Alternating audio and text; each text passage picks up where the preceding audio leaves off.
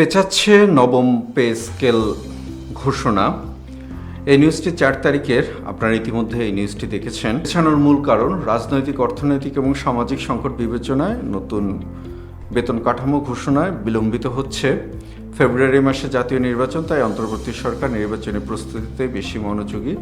আর্থিক সংকটের কারণে নির্বাচনের আগে নতুন পে স্কেল ঘোষণার সম্ভাবনা নেই।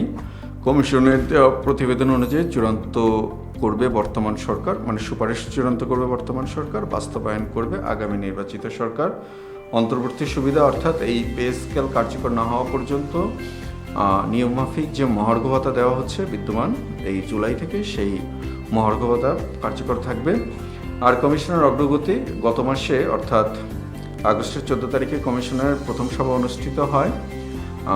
শুরুতে যেটা কথা ছিল 6 মাসের মধ্যে সরকারের কাছে প্রতিবেদন দাখিল করা, অর্থাৎ আগামী বছর 14 ফেব্রুয়ারি কমিশনের মেয়াদ শেষ হবে এবং আশা করি এর মধ্যে রিপোর্ট জমা হবে।